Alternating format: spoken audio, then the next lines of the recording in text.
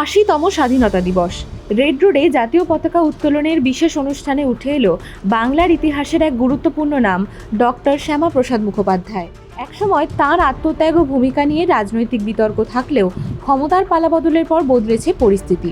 এবার মহাসমারোহে পালিত হচ্ছে তাঁর জন্মবার্ষিকী। আর স্বাধীনতা দিবসের মঞ্চ থেকেও শ্যামাপ্রসাদকে স্মরণ করলেন মুখ্যমন্ত্রী শুভেন্দু অধিকারী। মুখ্যমন্ত্রীর বার্তা স্পষ্ট, 2047 সালে বিকশিত ভারতের লক্ষ্য পূরণ করতে হলে তৈরি করতে হবে বিকশিত পশ্চিমবঙ্গ। মুখ্যমন্ত্রী আরও বলেন, 2047 সালে বিকশিত ভারতের স্বপ্ন তখনই সম্পূর্ণ হবে যখন বিকশিত পশ্চিমবঙ্গ গড়ে তুলতে পারব, গৌরবের পশ্চিমবঙ্গ। শ্যামাপ্রসাদ মুখোপাধ্যায় এবং প্রণবানন্দ মহারাজের ভূমিকার কথাও এদিন তুলে ধরেন তিনি। 2047 সালে বিকশিত ভারত তখনই সম্পূর্ণ হবে যখন আমরা বিকশিত পশ্চিমবঙ্গ গড়ে তুলতে পারব।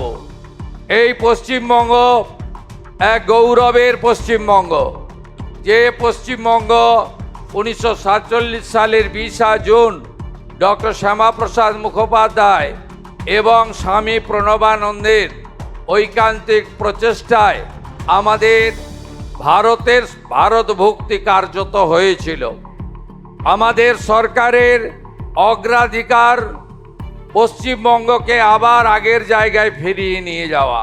তার দাবি, 1947 সালের 20 জুন বাংলার ভারত মুক্তির ক্ষেত্রে শ্যামাপ্রসাদের ভূমিকা ছিল গুরুত্বপূর্ণ। কর্মসংস্থান, নারী ক্ষমতায়ন, নিরাপত্তা এই বিষয়গুলিকে সামনে রেখে পাহাড় থেকে সুন্দরবন পর্যন্ত বাংলার উন্নয়ন ছড়িয়ে দেওয়ার বার্তাও দেন মুখ্যমন্ত্রী। শুধু উন্নয়নের বার্তাই নয়, রাজনৈতিক ভেদাভেদ ভুলে বাংলার স্বার্থে সবাইকে একসঙ্গে কাজ করার আহ্বান জানান তিনি।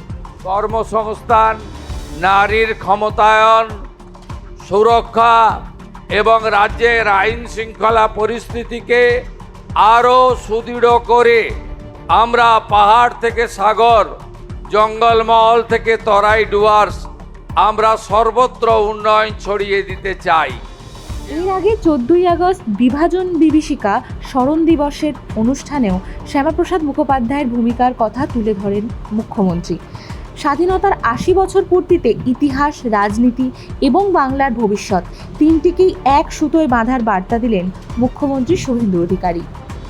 যে আশা ভরসা নিয়ে, যে সংকল্প নিয়ে 2026-এর 9ই মে মাননীয় প্রধানমন্ত্রী নরেন্দ্র মোদীজির উপস্থিতিতে ঐতিহাসিক ব্রিগেড প্যারেড ময়দানে আমি মন্ত্রগুপ্তির শপথ নিয়েছি, সংবিধানকে সামনে রেখে তাকে অক্ষরে অক্ষরে পালন করে আপনাদের আশা পূরণ করব, এই বিশ্বাস আপনারা রাখতে পারেন। এই পশ্চিমবঙ্গ রাষ্ট্রবাদের জায়গা।